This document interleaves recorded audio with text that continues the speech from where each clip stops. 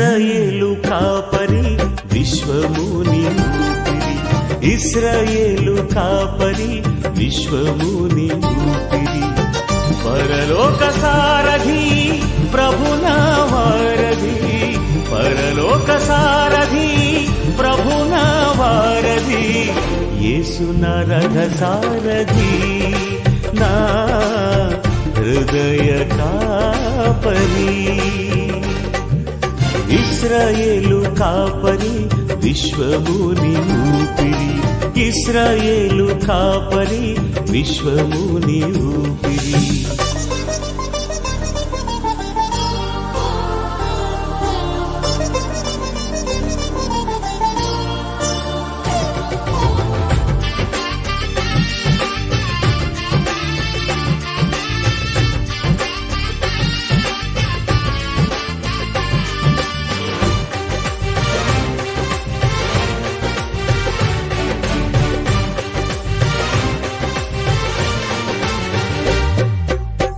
బబులోను బానిస బంధాలు తెంచి బాధలు లేని బ్రతుకునియా,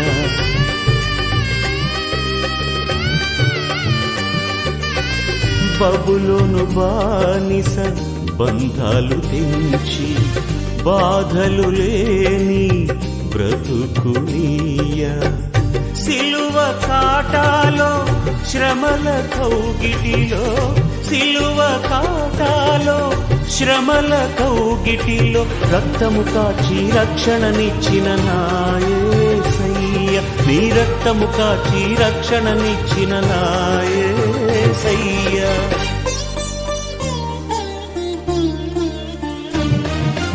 ఇశ్రాయేలు కాపరి విశ్వముని ఊపిరి, ఇశ్రాయేలు కాపరి విశ్వ.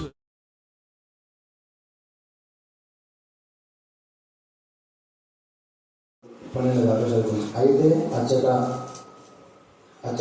నుండి సేనల అధిపతులందరూ వారి పటాలకు వారును బబులోను రాజు అహీకాము కుమారుడైన గెదల్యాను దేశం మీద అధికారిగా నియమించి బబులోనునకు చెరగొని పోబడక నిలిచిన వారిలో స్త్రీలను పురుషులను పిల్లలను దేశంలోని అతి నీరసులైన దరిద్రులను అతనికి అప్పగించనని వినిరి. కాగా నైతన్య కుమారుడైన ఇస్మాయిలును, కాలేహ కుమారులైన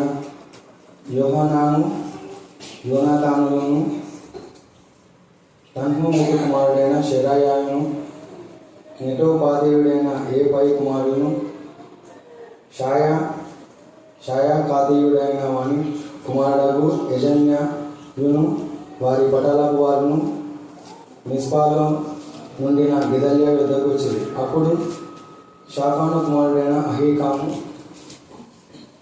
కుమారుడు గెదల్యా ప్రమాణం చేసి వారితోనూ వారి పటాలకు వారితోనూ ఇలాగూ చెప్పాను, మీరు కల్దీయులను సేవించటకు భయపడకుడి, దేశంలో కాపురం ఉండి బబులోను రాజును సేవించిన ఎడల మీకు మేలు కలుగును.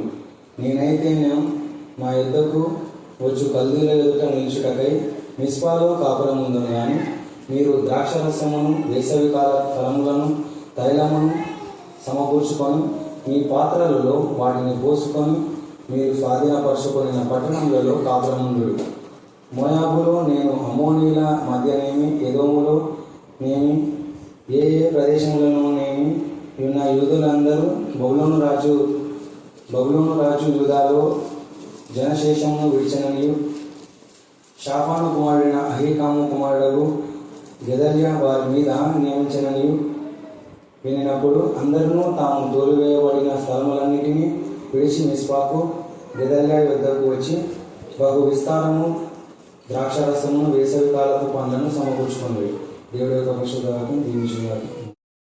స్తోత్రం చెల్లించుకుంటున్నాం. ఈ రాత్రి కాల సమయంలో పనులకు వెళ్ళి కాలేజీకి వెళ్ళి మా ప్రభా వేరే ప్రాంతంలోకి వెళ్ళి కూడా బిడ్డలు ఎంతో ఆశగా మీ చదువుకు వచ్చినారు. నేను ఆస్తిగల ప్రాణాలు మీరు తృప్తిపరచమని ప్రార్థిస్తున్నా. ప్రతి బిడ్డను మీ ఆత్మశక్తితో నింపమని ప్రార్థిస్తున్నా. ప్రతి బిడ్డ మీ ఆత్మ బలంతో నింపమని ప్రార్థిస్తున్నా. మీ ఆత్మ జ్ఞానంతో నింపమని ప్రార్థిస్తున్నా.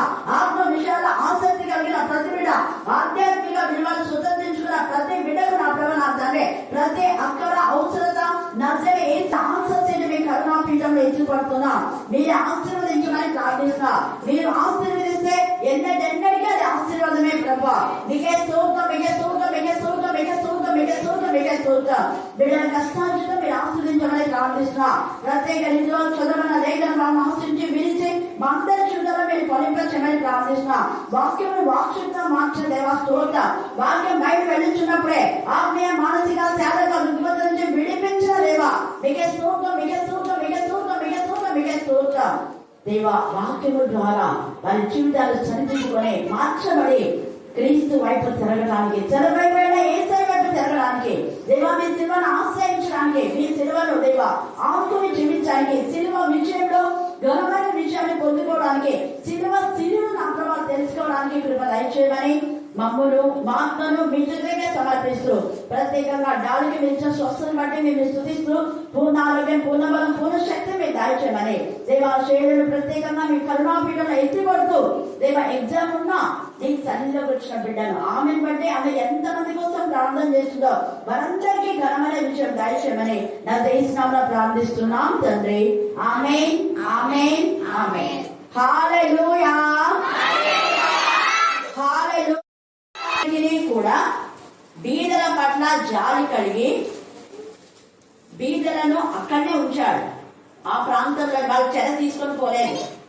చెర తీసుకొని పోకుండా వాళ్ళని కొంతమంది అక్కడ ఉంచి దేవుడు ఎందుకు భయభక్తి కలిగినటువంటి గెదల్యా దగ్గర ఇర్మియా ఉన్నాడు. నాకు తెలిసి ఇర్మియాకున్న దేవుని భయం ఉంది కాబట్టి ఇర్మియా యొక్క ప్రార్థన, ఇర్మియా యొక్క దేవుని భయం అతని హృదయంతో మాట్లాడిందేమో. వెంటనే గెదల్యా అక్కడ పేద వాళ్లకు చెర తీసుకొని పోని వాళ్లతో ఏమంటున్నాడు అంటే, మీరు బాగా ద్రాక్ష యొక్క రసములు కానివ్వండి, మీరు ఏదేది మీకు అవసరమో అవన్నీ మీరు ద్రాక్ష తిట్టులోకి తీసుకుని వెళ్ళండి అంటాడు. ఎంత మంచి ఆలోచన. హల్లెలూయా, హల్లెలూయా. అంటే కనికరం గల తండ్రి ఈ యొక్క వీరిపైన దేవుని కనికరం నుంచి నెబుకద్నెజర్ రాజు కూడా ఆ యొక్క అతి నీరసులైన వాళ్ళను గుర్తుపెట్టుకోండి. మనం కూడా సహాయం చేయవలసింది ఎవరికి అంటే అతి నీరసులైన వాళ్ళను, అతి పేదలైన వాళ్ళను. పేదలు అంటే ఉండడానికి ఇల్లు లేకుండా, కట్టుకోవడానికి సరైన వస్త్రాలు లేక, తినడానికి తిండి లేక వీళ్ళనే పేదలు అంటారు. బాగా ఇల్లు ఉండి పొలాలుండి మేము పేదలము, మాకు అంతుంది, మాకు ఇంత ఎలా అనే వాళ్ళు అవివేకులు, వాళ్ళు సోమరిపోతులు. వాళ్ళు ఇష్టానుసారంగా డబ్బులు అప్పులు చేసి అప్పులు వడ్డీలో కట్టి కట్టి కట్టి కట్టి పేదలైపోయినారు. పేదలు ఏమైండారు, ఆల్రెడీ పొలాలు ఉన్నాయి, ఉండి కూడా పేదలు అంటున్నారు కాబట్టే దేవుడు వాళ్ళని పేదలు చేస్తున్నారు. హల్లెలూయా, హల్లెలూయా. తీసుకున్న అప్పులు ఇవ్వకుండా మేము పేదలము అని అప్పులు ఎగ్గొడుతున్నారు కాబట్టే 1 లక్ష ఎగ్గొడితే 3 లక్షలు కట్ అయిపోతున్నాయి. 10,000 ఎగ్గొడితే 10,000కు 1 లక్ష కట్ అయిపోతుంది. ఎందుకు? నాతో చాలా మంది చెప్తా ఉంటారు, ఇంత ఖర్చు అయింది, అంత ఖర్చు అయింది అంటే నేను ముఖాన్ని చెప్పేస్తాను. మీరు ఎవరికైనా ఏమైనా ఎగ్గొట్టేసింటారు, అలా ఎగ్గొట్టి లేదక్క కోతకాలం పండగిస్తుందంటే కోతకాలం పండగించా చెల్లదు అన్న. ఎందుకు? మత్తయి సువార్తలో మీరు ఎవరికైనా అచ్చి ఉంటే ముందు అచ్చి ఉన్న వాళ్ళకే అది ఆ యొక్క రుణం ఏం చేయాలా, చెల్లించాలి. చెల్లించిన తరువాతనే మీరు చెల్లించండి అన్నాడు. ఈ మాట ఇంకొకరు కూడా చెప్పారు. ఎవరు చెప్పారు? ముందు అప్పు తెచ్చండి అని చెప్పినారు. ఎవరు చెప్పినారు?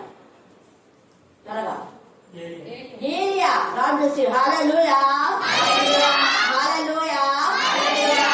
రోషం గల ఏలియా, దైవజనుడైన ఏలియా న్యాయయుక్తంగా మాట్లాడాలి కానీ అన్యాయంగా మాట్లాడాలి.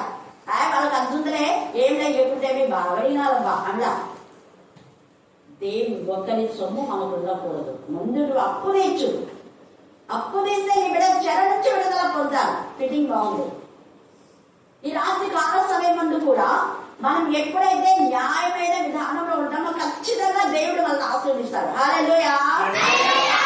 ఈ అతి నీరసులైన వాళ్ళు, వీళ్ళ యొక్క క్యారెక్టర్ ఏంటంటే వాళ్ళు ఒకరిని ఆశించకుండా ఉన్నారు. వాళ్ళు యూదులే, వాళ్ళు కూడా దేవుని జనాంగమే, దేవుని ప్రజలే. ఈ యొక్క వీళ్ళందరూ వచ్చి ఎంతమంది వీళ్ళని బాధ పెట్టి నిజంగా చాలా విధాలుగా చెడ తీసుకొని పోతున్న సమయంలో కూడా వీళ్ళు దేవునికి లోబడి రోషం కలిగి ఉన్నారు. దేవా మా కష్టార్జితం మీరు ఆస్వాదించండి అన్నారు. కాబట్టి పశువులను దేవుడు ఆస్వాదించాడు. యోవేలులో 2వ అధ్యాయం 22 ఇందాక మీకు కండక్ట్ చేయించాను. అదే నీరసైన వాళ్ళు వాళ్ళకున్న ఆ కొద్దిలో, ఒక పశువు 2 పశువులో వాళ్ళకి కావాల్సిన గడ్డి దేవుడు ఇచ్చాడు. ఎంత గొప్ప కృప! కారణం వాళ్ళు దేవుని ఎందుకు వచ్చారు. వాళ్ళు యోవేలు 2:12 వాళ్ళు ఆ పని చేశారు.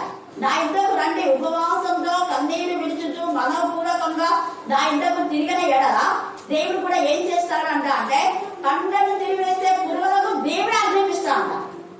గొంగల్ పురుగు వాళ్ళ చేనులో పోయేవాళ్ళ ఆమె ఎప్పుడు నా దగ్గరికి వస్తుంది. ఇక్కడికి వచ్చిన వాళ్ళు ఎవరెవరు మీకు పంట పొలం అంటే వాళ్ళందరూ మాకు ఆకిలు కానీ ఇంకా పొలాలు వెళ్తున్నాయి. చైలు వాళ్ళ పొలం, రాజు మొదల పొలం, అరుణమ్మ వాళ్ళ పొలాల్లోకి ఆవిడ గొంగలు పురుగు పోతుంది. జాగ్రత్త, వాళ్ళంతా దేవుని శృతిస్తున్నారని దేవుడి పురుగులకి ఆజ్ఞాపిస్తారు. అప్పు కూడా ఆజ్ఞాపిస్తారు. అప్పు నువ్వు నా బిడ్డలకు అప్పులాగా ఉండకూడదు, నా బిడ్డలు ఐశ్వర్యవంతులు, అప్పు నువ్వు పారిపో అంటాడంట దేవుడు. పారిపోయింది. అలాగని మేరీ టీచర్ 9 లక్షల అప్పు పారిపోయింది. రోజు మనీ 5 లక్షల అప్పు పారిపోయింది, భయపడిపోయింది. అది హల్లెలూయా, హల్లెలూయా. ఇంకా కొంతమంది చెప్పారు మాకు. కాబట్టి ఈ సమయంలో మనం జ్ఞాపకం చేసుకోవాలి, దేవుడు సర్వశక్తిమంతుడు. అతి నీరసులైన వాళ్ళు మనం వచ్చి ఉన్నప్పుడు మనకు తగిన సహాయం ఖచ్చితంగా మనం వాళ్ళకి చేయాలి. అందుకనే ఉపవాసం ఉన్నప్పుడు చాలా మంది పిడికెల బియ్యం తీసి పెట్టారు.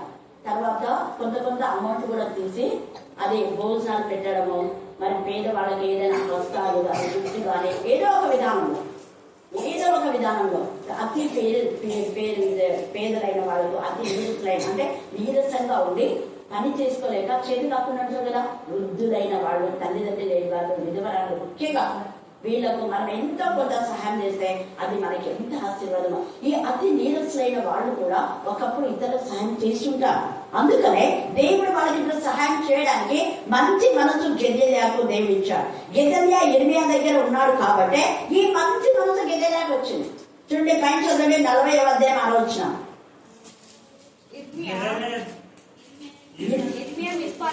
ఇర్మియా మిస్పాలో నుండి అహీకాము కుమారుడైన గెదల్యా యొద్దకు వెళ్లి అతనితో కూడా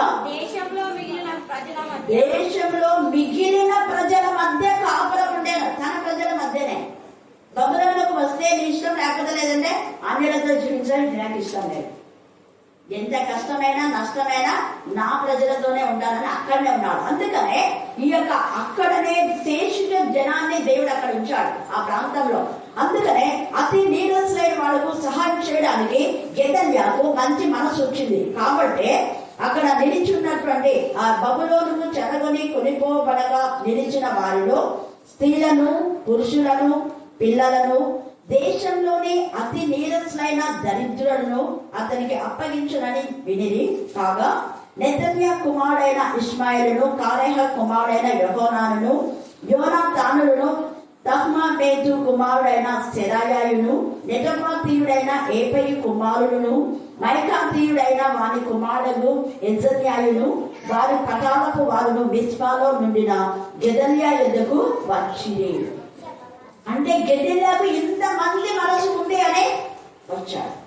ఆ అతి నీరసులైన మార్గం, మీరు కష్టపడి సంపాదించుకొని మీ సంపాదన నాకేమొద్దు, మీరు సంపాదించుకొని తృప్తిగా తినండి అని చెప్తుంటాడు. ఆ విషయము ఇక్కడ ఉన్న వాళ్ళకి తెలిసి వాళ్ళు కూడా ఏం చేస్తున్నారంటే ఈ యొక్క మన అంటే పర్మిషన్ అడిగి వెళ్ళారో ఏమో మనకు తెలీదు. మొత్తానికి వాళ్ళు అక్కడ వచ్చినప్పుడు అప్పుడు గెదెల్యా కూడా ఎంత కనికరంతో మీరెందుకు ఇలాగా భయపడుతున్నారా అని ధైర్యపరుస్తున్నాడు. హల్లెలూయా, హల్లెలూయా. చూడండి, ఈ రాత్రి కాల సమయంలో అలజడితో కలవడంతో ఉండే వాళ్ళను ధైర్యపరుస్తున్నామా అంటే పాపం చేసి భయపడే వాళ్ళు కాదు, దొంగతనం చేసి భయపడే వాళ్ళు కాదు, అక్రమంగా ఉండి భయపడే వాళ్ళు కాదు, నిజాయితీగా ఉండి మరి ఏం చేస్తారని భయపడుతున్న వాళ్లకు ధైర్యం చెప్తున్నాడు. మీరు మంచి వాళ్ళు కదా, మీరు దేవుడి ప్రజలు కాబట్టి మీరు ఏదో తెలిసి తెలియక తప్పు చేశారు, అక్కడ రాజు చేశాడు, మీరు చేసింది కాదు ఇది. ఆ యొక్క సిద్కియా మా పైకి వచ్చాడు, మమ్మల్ని ఆశ్రయించమంటే ఆశ్రయించలేదు, మాతో పోరాడాడు, యుద్ధం చేశాడు అనవసరంగా.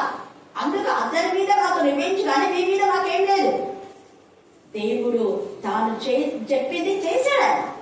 కాబట్టి మేము దేవుడికి భయపడుతున్నాం, మీకు మేమేమి హాని చేయం. ఎంత మంచిది. అన్యులు దేవుని పిల్లలకు సపోర్ట్ గా ఉన్నారు. హల్లెలూయా, హల్లెలూయా. అపోస్తలుడైన పౌలు కూడా యూదులు చాలా మంది నువ్వు ఇక్కడ వాక్యం చెప్పకూడదు, సమాజ మందిరంలోకి రాకూడదు, ఇక్కడ చెప్పకూడదు, అక్కడ చెప్పకూడదు అనే ఆంక్షలు విధించినప్పుడు పౌలు వెంటనే తన పాదంలో దుమ్ము దులిపేసి ఆయన ఏమన్నాడు, నేను ఇప్పటి నుంచి అన్యుల దగ్గరికి వెళ్తానన్నాడు. అన్యులు ఆయన ఎంతగా ప్రేమించారు. హల్లెలూయా, హల్లెలూయా. అపోస్తలుడైన పౌలుకు వాళ్ళు అంటారు, అపోస్తలుడైన కంటి జబ్బుతో బాధపడుతుంటే అయ్యగారు మా కళ్ళు వీళ్ళైతే పెట్టుకుంటారా, అప్పుడు ఆపరేషన్ లేదు, మా కన్నులకు తీసి మీకు ఇవ్వాలని నాకు ఇష్టంగా ఉంది. అపోస్తలుడైన పౌలు ఎంతగా వాక్యం చదివి మంచి విద్వాంసులు చదివి చదివి చదివి చదివి కళ్ళ జబ్బు వచ్చేసింది. కళ్ళు ఎప్పుడు నీళ్ళు కాడుతుంటాయి, ఆ యొక్క పుసులు వస్తూ ఉంటాయి. అది కొంతమంది చూసే వాళ్ళకి ఎబ్బెట్గా ఉంటుంది కదా. పాపం దానికోసమే ఎంత దేవుని మొరపెట్టుకున్నాడు. ప్రభువా ఇది ఎందుకు నాకు సైతం దూరంగా ఉంది, ఎన్నిసార్లు నేను మొరపెట్టున్నా, ఎన్నిసార్లు ఇది నా నుంచి దూరం కావాలనుకున్నా, కానీ దూరం కాలేకపోతుంది. ఎందుకంటే దేవుడు అంటాడు, సాతాను దూతగా నువ్వు ఎక్కువ అధికం కాకూడదని, అతిశయించకూడదని, నువ్వు ఎప్పుడు నాపైన ఆధారపడాలని. అది ఒక ముళ్ళలాగా ఉందిలే, అది రుచుకుంటుంటే నన్ను ఎక్కువ ఆలోచిస్తాను. హల్లెలూయా. రాత్రి కాలంలో కొన్ని ముళ్ళు దేవుడు అలౌ చేస్తారు, కొంత బాధ, కొంత వేదన, కొంత రోదన. కారణం మనం ఇంకా దేవుడిలో సమీపంగా ఉండాలని. ఒక తల్లి తన పిల్లలను కొడితే ఆ పిల్లలు దూరం పోరు, ఇంకా వచ్చి తల్లి గట్టిగా గొంతు పట్టేసుకుంటారు కదా.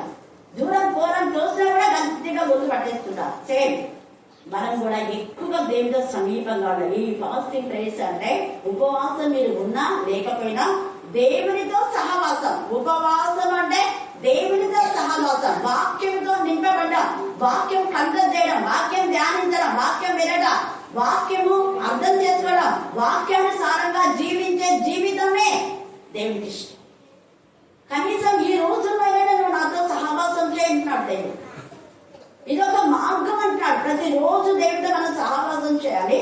ఇది ఇంకా కొంచెం ఎక్కువగా సమీపంగా ఉండేటటువంటి విషయం. అందుకనే ఉపవాసం అంటే కేవలం అన్నం తినకుండా ఉండడం అనే కాదు. నువ్వు అన్నం తినకపో, అది నీ ఇష్టం, నీ నిర్ణయం అది. కానీ వాక్యంలో ఉండాలి అని, వాక్యంలో ఎదగాలని, గంధపుచ్చులని ఎత్తబడే సమయం ఆసన్నమైందని, ఆయన రాకడ సమీపంగా ఉందని వీలైనంత వరకు సమకూర్చుకోవాలి. ఇక్కడ కూడా వీళ్ళకి అదే వీలైనంత మీరు సమకూర్చుకోండి అని అంటున్నారు. భయపడద్దని మీరు చదవండి 9వ వచనం. గెదల్యా ప్రమాణం చేసి చూడండి, అహికాము కుమారుడు గెదల్యా. అహికాము అని వాళ్ళ తండ్రి పేరు ఎందుకు రాస్తారంటే తండ్రి కూడా మంచివాడే.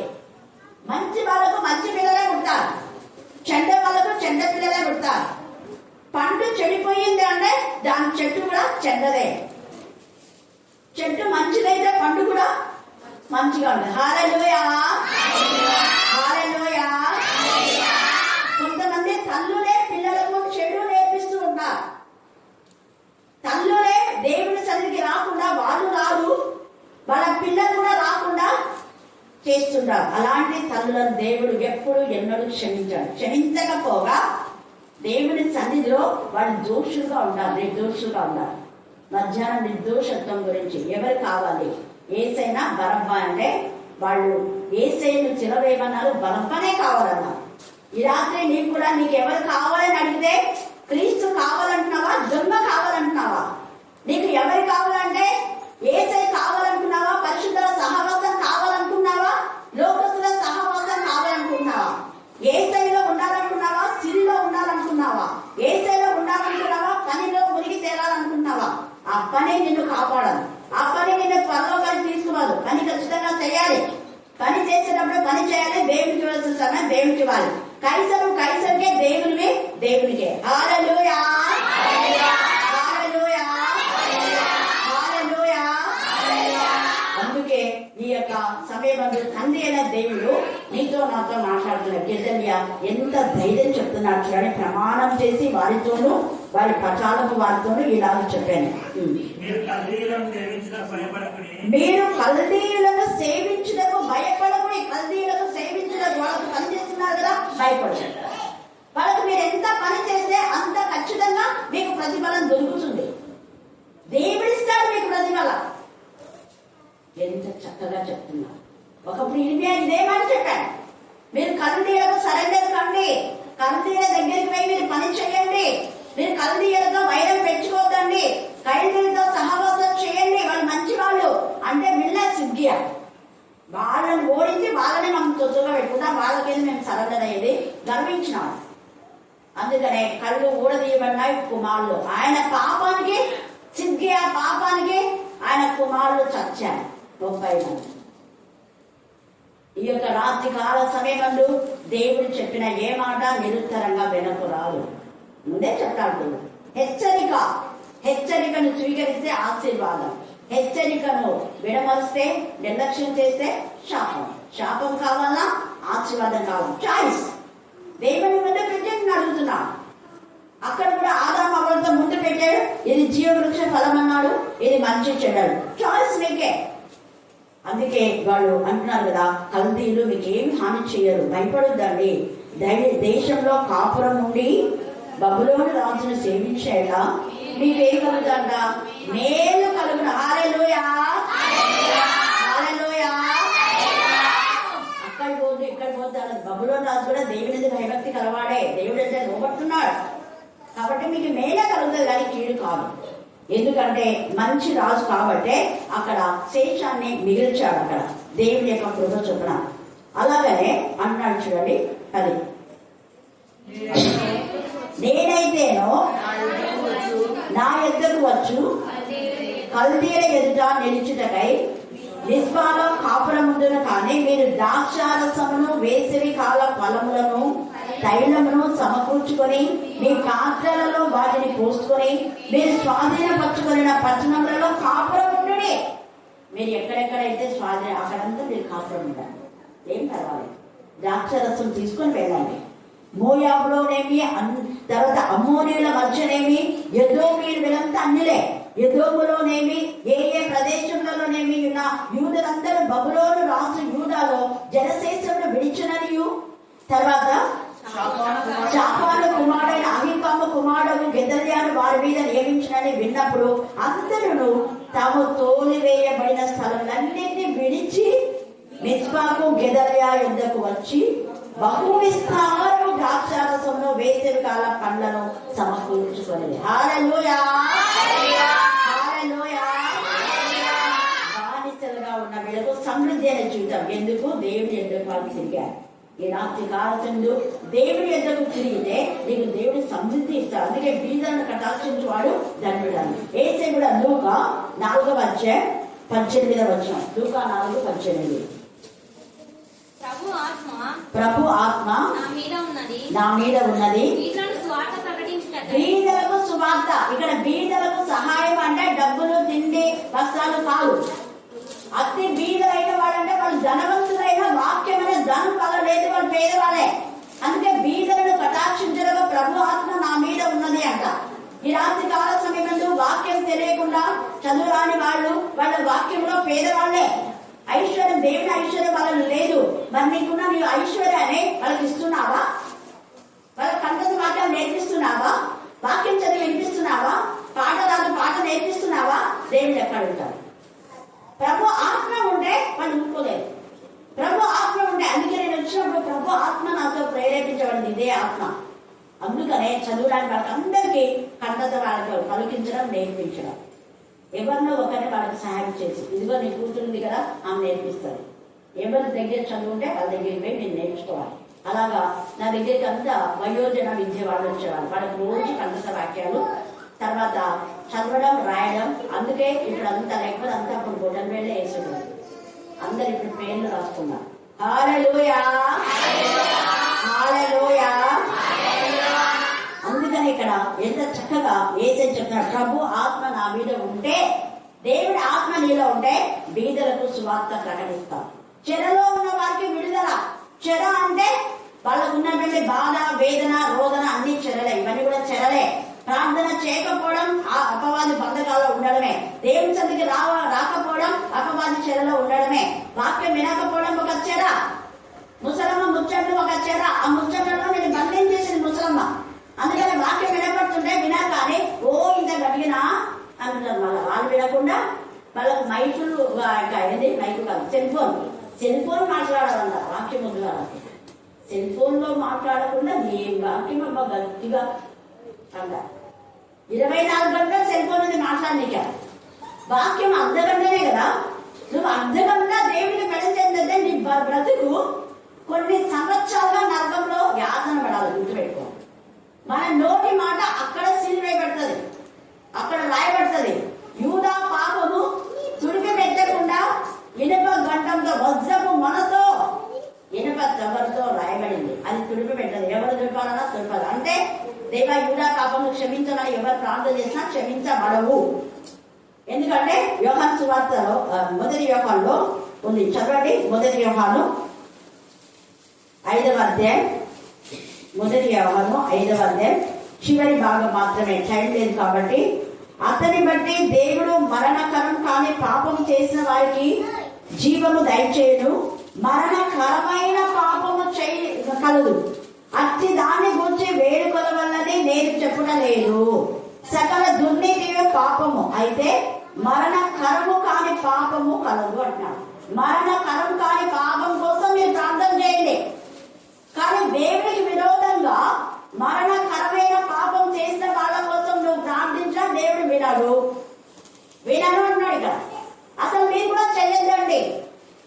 మరణకరమైన పాపం రెండు ఉంది. మరణకరము కాని పాపం ఉంది, మరణకరమైన పాపం ఉంది. పరిశుద్ధాత్మకు విరోధంగా మాట్లాడిన వాళ్లకు, వాక్యానికి విరోధంగా మాట్లాడిన వాళ్లకు ఇక్కడ క్షమాపణ లేదు, అక్కడ క్షమాపణ లేదు అని అర్థం. అక్కడ తేజగా మాట్లాడుతున్నాడు. 2వ సమయాలు 2:25 కూడా హన్నా చెప్తారు, దేవుడే వాళ్ళని చంపాలనుకున్నాడు.